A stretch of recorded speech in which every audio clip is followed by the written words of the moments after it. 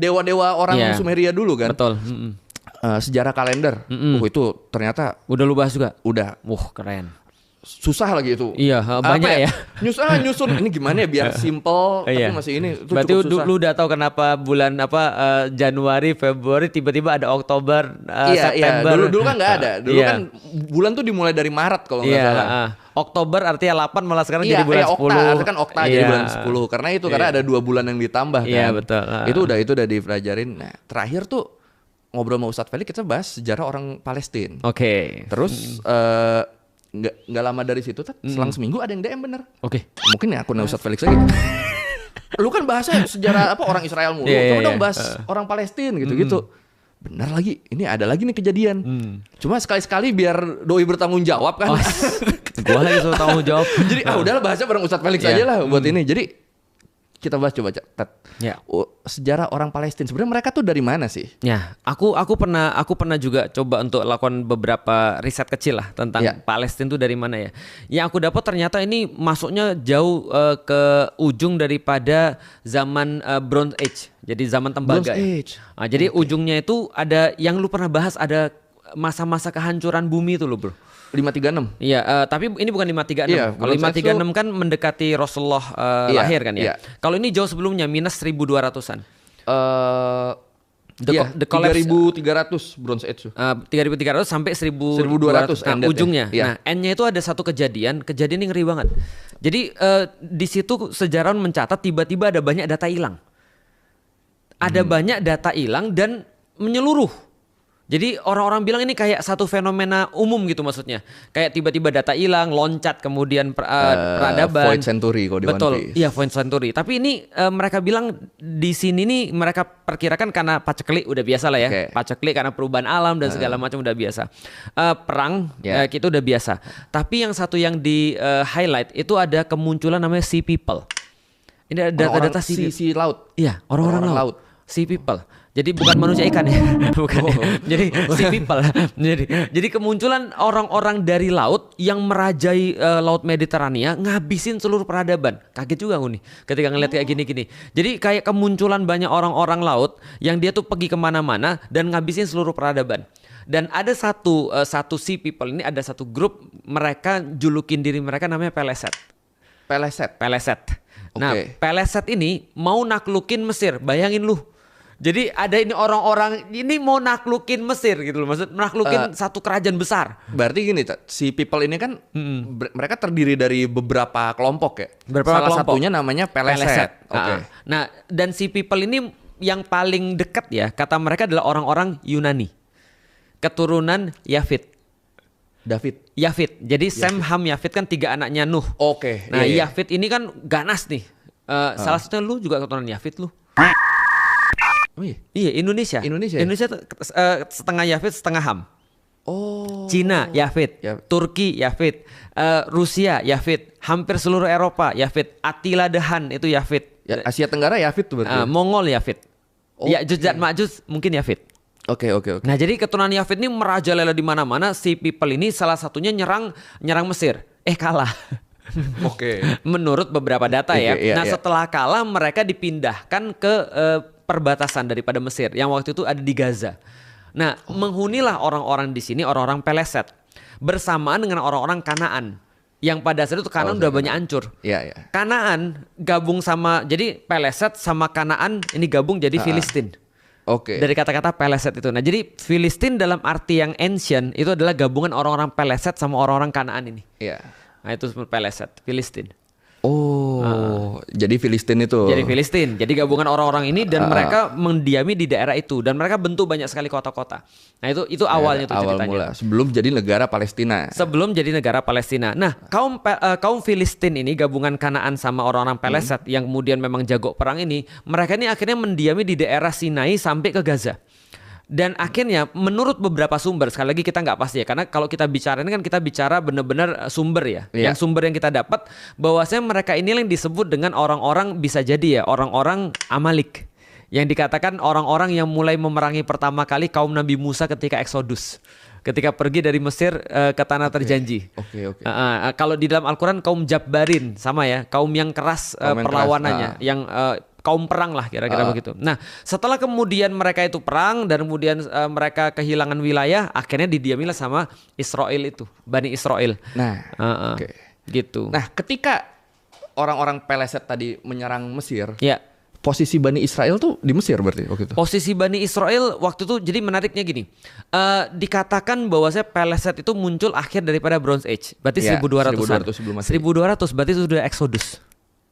Itu ya tahun Exodus ya? Iya, berarti Exodus 1400-an, minus 1400-an. Berarti minus 1400-an Exodus, lalu minus 1200-an kemudian Peleset ke sana. Berarti waktu itu Firaun, sudah zaman Firaun. Bani Israel sudah bentuk negara. Jadi mereka tetanggaan sama orang-orang Bani Israel. Jadi gitu katanya sih kaum Amalek juga kaum Peleset itu, tapi wallahualam bisawab kita nggak tahu. Ada yang bilang juga kaumnya Edom. Edom ini keturunan dari Ish bin Ishak. Jadi kayak antum tahu Ishak punya anak namanya Yakub. Ya. Yakub punya kembaran. Nabi juga gitu. Nabi Ish. Nabi Ish turun Nabi Ish lahir duluan. Nabi Yakub itu megang tumitnya dikatakan dalam sejarah. Makanya namanya Yakub, artinya tumit, megangin tumit. Karena kembar pasti. Kembar. Iya. Nah, Ish ini punya keturunan namanya Edom. Nah, Edom ini punya dalam tanda kutip dendam terhadap keturunan Yakub atau Bani Israel. Karena dianggap mengambil haknya Ish menjadi nabi. Oke. Harusnya yang jadi nabi Ish. Yakub itu anak kedua.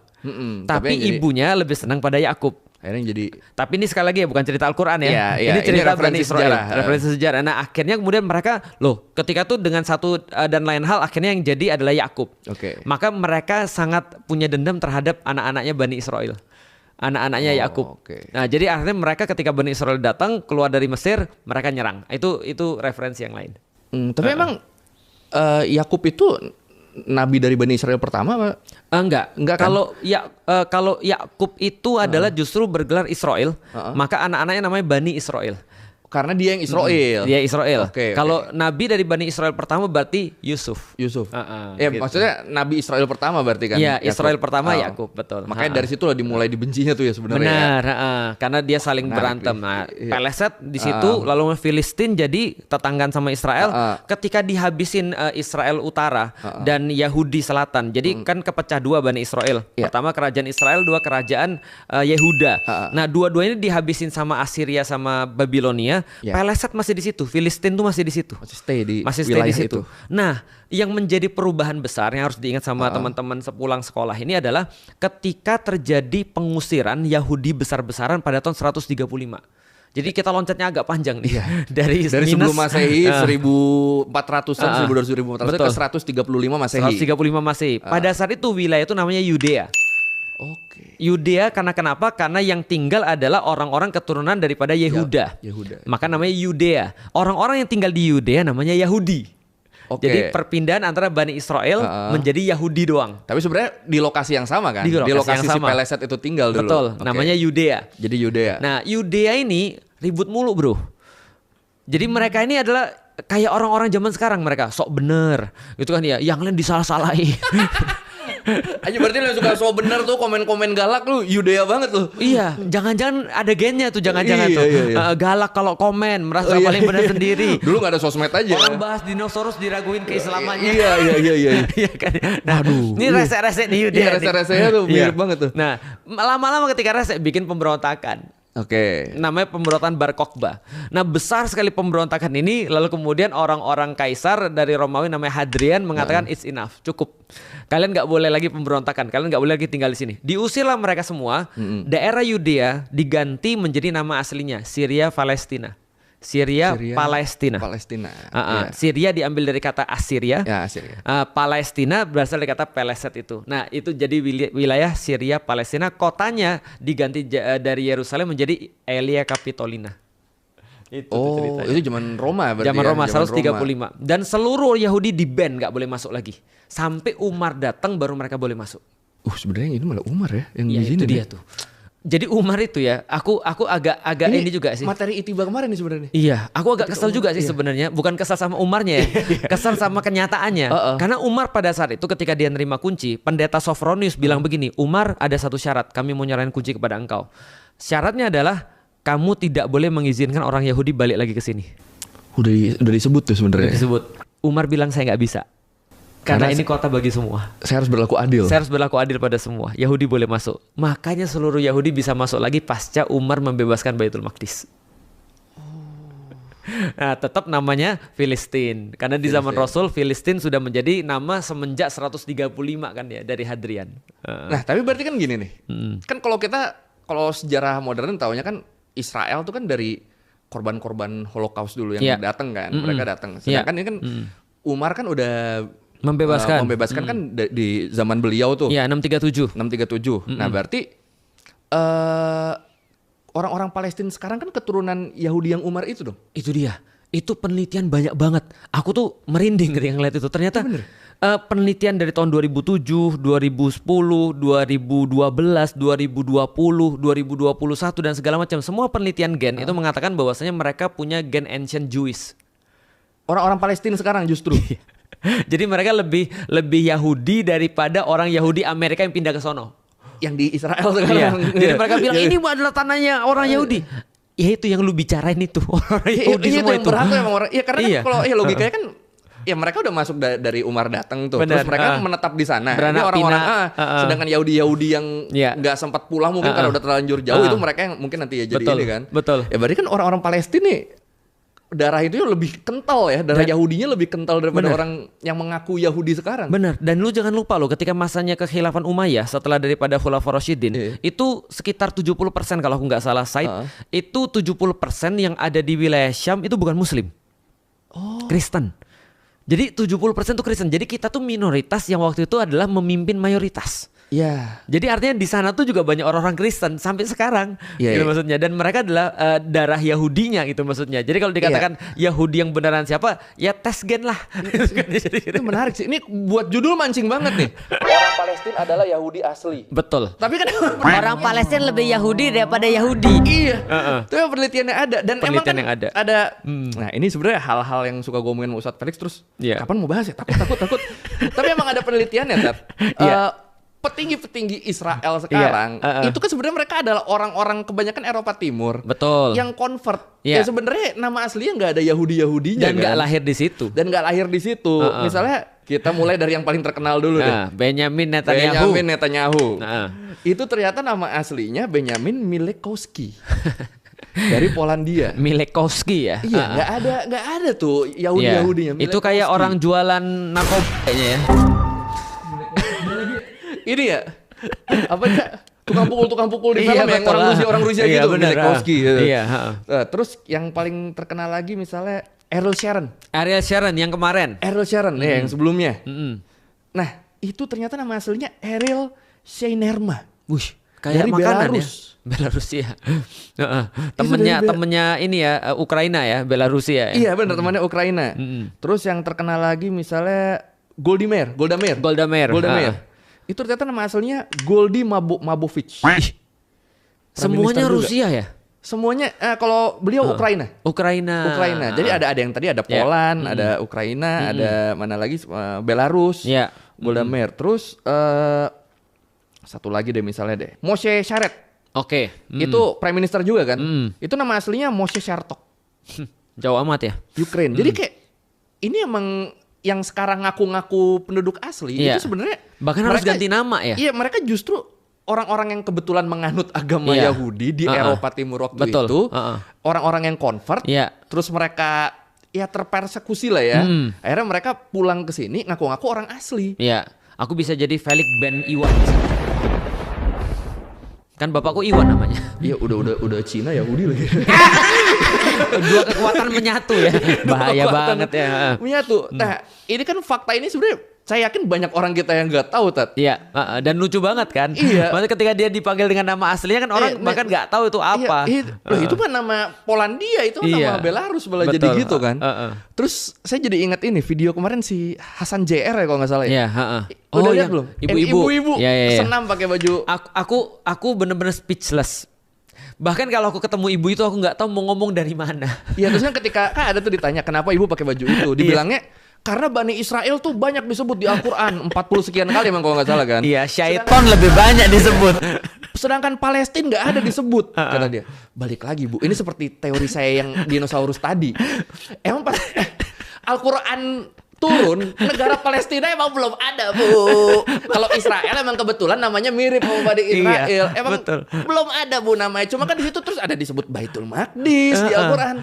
Emang gak mau narik balik lagi. Ada Masjidil Aqsa. Masjidil Aqsa itu banyak referensi yang mengarah ke Palestina. Cuma karena nama Palestina tidak ada di Al-Quran, dia bilang ini tidak benar, Palestina tidak ada, tidak berhak kita bela. Justru Bani Israel yang banyak. Itu bener, speechless baca itu. Iya. Waduh, aku nggak kayak antum ya. Antum kan sabar banget ya. Serius, lu kan sabar banget. Sampai yang kemarin-kemarin aja yang kita bahas tuh lu urusin kan. Kalau aku lihat tuh, aku harus mulai dari mana ngomong sama emak-emak ini. Iya sih. Kan makanya kan lebih baik gak usah diomongin lah. Dan kalau apa ya? Kalau gitu dia harus mau ngelepas semua yang udah dia pegang di kepala dia kan untuk membuka sudut pandang baru. Itu kayaknya dengan cara ngomongnya udah susah sih. Ya. Karena gini ya bro, aku bukan pertama kali sih ketemu dengan orang kayak gitu. Dan aku udah maksudnya pernah ketemu orang olahraga pakai baju Israel juga tuh. Menemui orang-orang yang kayak apa, yang dia udah merasa dia udah enough gitu maksudnya. Dia tidak dalam stance untuk mencari gitu maksudnya. Itu gue udah yakin ini pasti bener udah. Iya, dan dia tuh menyampaikan semua data itu yakin banget loh. Padahal semua datanya tuh ya Allah mau dibahas dari sisi mana pun salah gitu maksudnya. Kan ini adalah banyak disampaikan. Aku bilang kita tuh mulai baca Quran, auzubillahi minasyaitonir rajim gitu kan ya. Itu yang kita ngomong. Syaiton berapa banyak di dalam Al-Quran, iblis berapa banyak di dalam Al-Quran, belum tentu benar yang banyak itu. Iya, banyak belum tentu benar. Maksudnya yang banyak mau lu imani terus. Iya, mainnya kenapa jadi kuantitas ya? Kuantitas penyebutan. Lu pernah tahu ada seorang anak dikasih nama ibunya Muhammad Rojim. Tunggu, Rojim nih apa nih? Terkutuk. Kan auzubillahi minasyaitonir rajim. Pengennya ngambil dari Al-Quran sebenarnya. Padahal ada syaiton nih rojim. Syaitonnya di skip jadi Muhammad Rojim. Langsung disuruh ganti sama orang. Ibu nggak tahu artinya apa? Nggak tahu. Ibu tahu dari mana? Dan kan kita baca tiap hari. Tapi kan nggak motong tengah-tengahnya. Lah ya makanya Muhammad Rojim, serius. Ada yang namain begitu. Aku bilang ya Allah lucu banget. Maksudnya kita bisa amazed dengan tingkah laku orang-orang yang mereka nggak punya ilmu. Karena gini ya, lu tau nggak? Manusia itu kalau ibarat mobil, maka ini adalah remnya. Kalau ini nggak dipakai, dia nggak ada rem. Belum. Iya, jadi kita amazed dengan apa yang bisa dilakukan oleh orang-orang nggak punya ilmu gitu maksudnya. Karena dia nggak ada yang batasin. Tapi Ustadz Felix setuju sih kalau dibilang ini adalah remnya. Karena kan sebenarnya curiosity yang berbahaya, yang terlalu yang tidak terkontrol juga tidak bagus kan. Iya benar. Itu pernah terjadi ke saya Tat sebenarnya. Oh iya, baru aku mau ngomong, contohnya kan kamu. Jadi kalau belum tahu, gue kan pernah bahas ini Jazirah Arab sebelum Islam. Oke. Nah itu kan di sekitar Ka'bah tuh kan banyak banget patung-patung berhala-berhala kan. Betul. Salah satunya adalah berhala bentuk Allah. Iya. Nah, curiosity gue kayak gimana bentuknya? Langsung lu cari. Dicari. Setelah ngelihat nyesel Tat. Kayak apa ya? Kayak aduh gue nggak boleh ngegambarin Allah kayak gini. Itu cukup lama loh Tat sampai bisa ngelepas image itu. Image apa ya? Yang dia mempadankan itu dengan Allah akhirnya. Itu curiosity yang tidak terkontrol juga berbahaya. Kayak segala sesuatu yang berlebihan nggak bahaya. Berbahaya lah. Gue relate sih. Cuma itu yang terakhir saya rasakan, ngapa gue nyari sih anjir? Jadi di situ, jadi kayak misalnya ada orang nyebut Allah tuh yang kegambar tuh patung itu cukup lama ngelepasnya sebulan 2 bulan deh. Ayo nggak boleh kayak gini. Aku relate karena pas aku baru masuk Islam, aku juga sama. Aku berdoa kan, ya Allah yang kebayang Yesus. Dengan versi yang aku tahu kan gitu kan ya. Iya karena selama ini kan Tuhan. Jadi ketika kita berdoa ya Tuhan gitu ya, kebayangkan itu kan gitu kan ya. Ya memang cukup lama juga untuk menghilangkan. Seperti ini ya, anak-anak yang nyangka bapak-bapak di buku Iqra itu Allah. Lu pernah tahu gak sih? Iya. Ya kan mereka juga harus melepas itu kan. Cuma itu kan anak-anak. Dan ketika mereka sadar, oh udah bukan. Ini kan di usia segini. Jadi ketika, itu nyesel banget sih. Gue gak akan mendeskripsikan patungnya bentuknya apa. Pokoknya jangan dicari deh bener-bener. Itu malah dicari nih orang. Gimana nih? Jangan. Ingat curiosity yang berlebihan itu juga bahaya. Ingat ini adalah rem. Itu bener tuh Ustadz Felix bilang. Betul. Wah, jadi artinya kalau ada orang yang kemudian kayak ibu-ibu tadi, ya udah nggak ada rem sebenarnya. Jadi mau jelasin apapun percuma juga sih. Dia bisa kayak gitu. Dan itu kayaknya Muslim ya ibunya?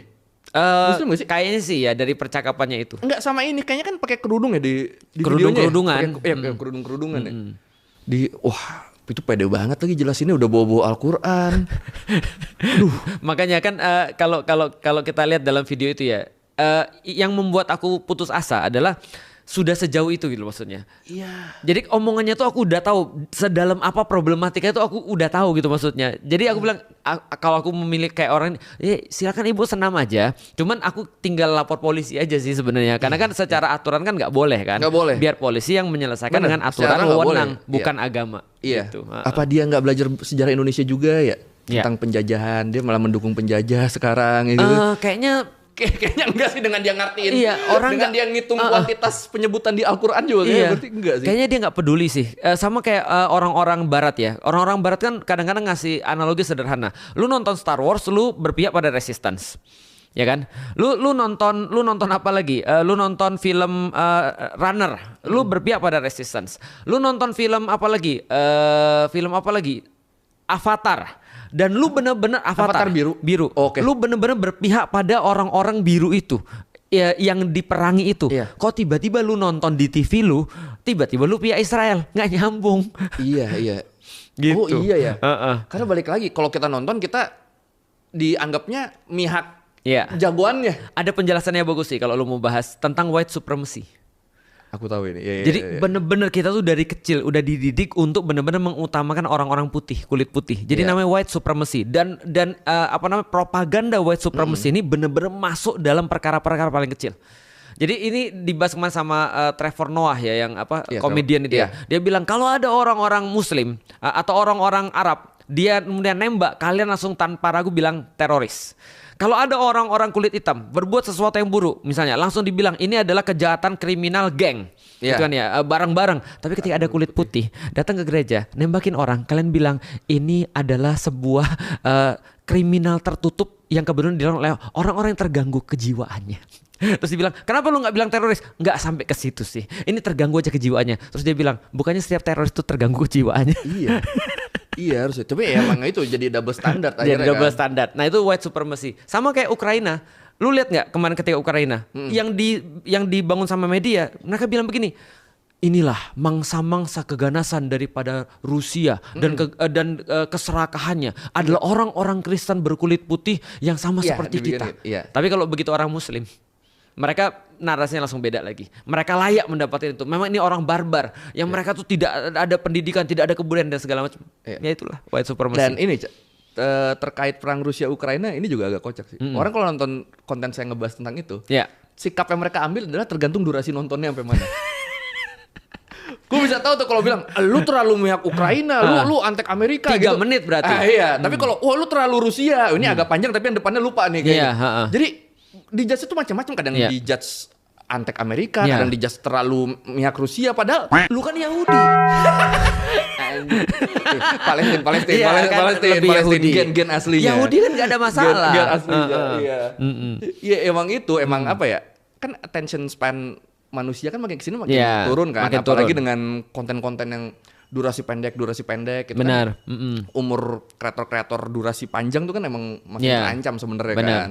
Padahal durasi pendek tuh sangat tidak bisa untuk menjelaskan sesuatu yang komprehensif. Iya, benar. Mungkin untuk ngejelasin definisi segala macam bisa lah. Cuma kalau buat ngegali lebih dalam kan susah, tetap butuh yang panjang kan. Masalahnya orang-orang sekarang nih udah ada penelitian juga kan, kalau attention span makin pendek dikasih yang panjang, kadang nggak nonton sepanjang itu, tapi pengen komen. Sama kayak gini deh, ada orang nanya sama aku, Ustadz udah gini aja deh, simpel aja deh Ustadz, penjual ST Ustadz bilang itu benar atau salah? Sebentar kita lihat dulu, nggak gini, yes or no, udahlah pulang aja. Iya, kadang suka gitu yes or no. Kita nggak bisa main yes or no nih. Iya. Karena harus ada penjelasannya dulu buat tahu sikap kita. Iya, ada bener. Yang bisa yes or no. 3 tambah 3 6 yes or no. Yes. Kan gitu kan. Jadi, ada. Percaya apa enggak? Iya. Bilang percaya apa enggak? Ya tunggu nih. Iya. Kayak gini loh misalnya. Kalau saya ditanya percaya alien apa enggak?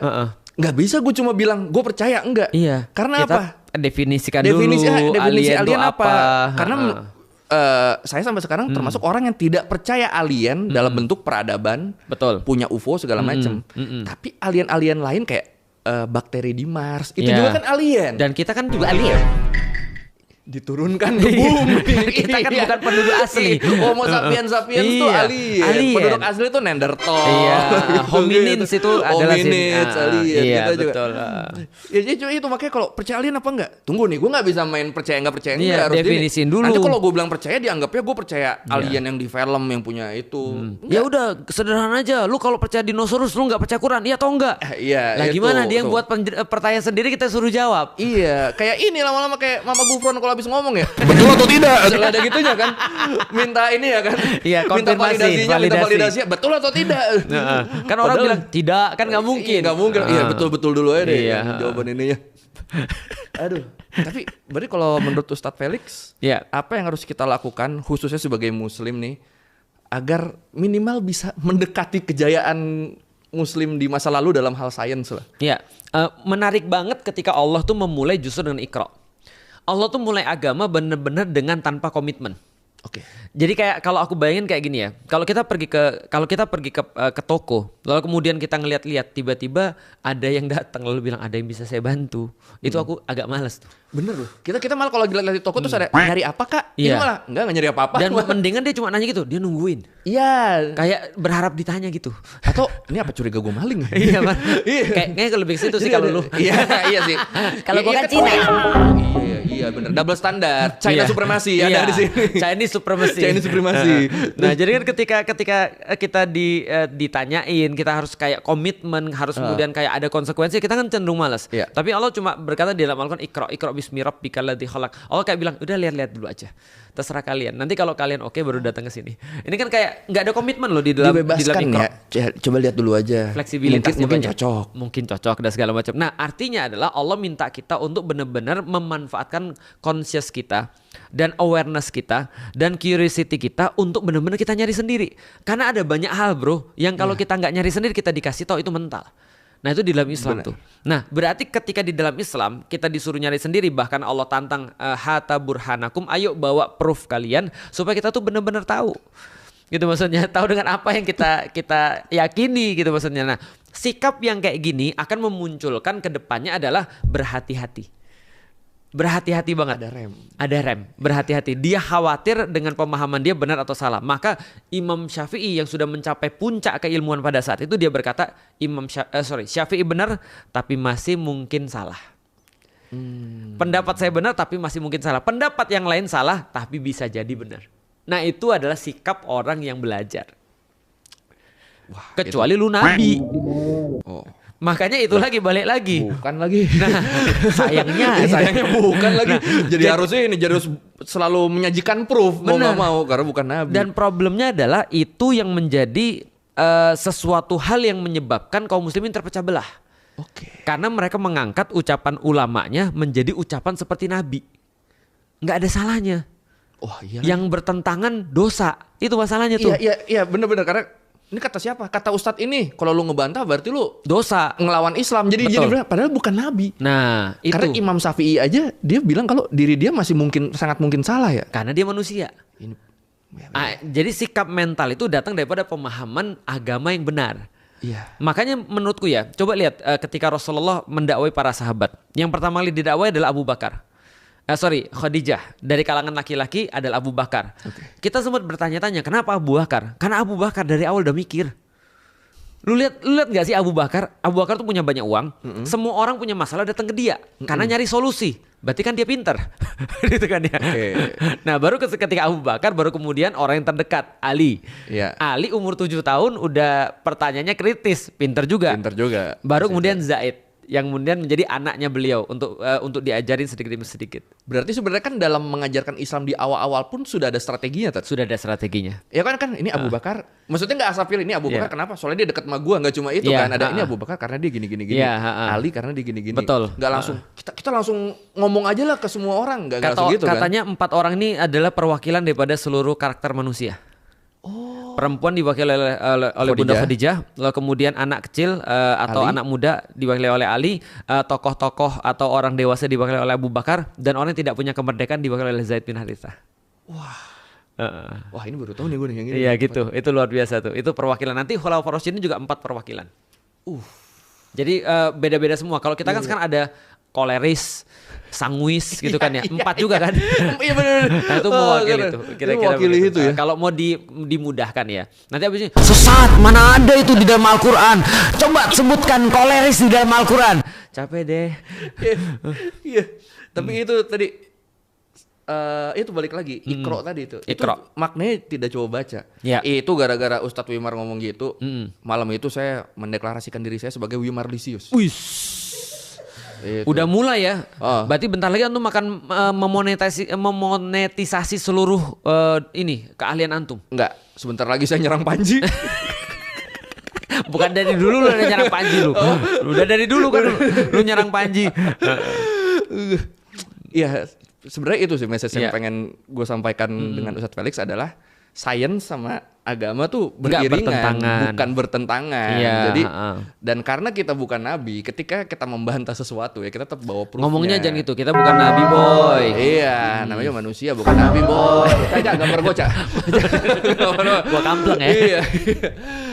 Itu sih, semoga dari sini jelas semuanya. Thank you Ustadz atas waktunya. Dan aku juga mau ngasih tahu pada semua orang. Jadi gini, kita tuh perlu tahu bahwa kalau kita mau dakwahin Islam, yang dilihat itu bukan mulut kita dulu, tapi sikap kita dulu ya. Kita dulu.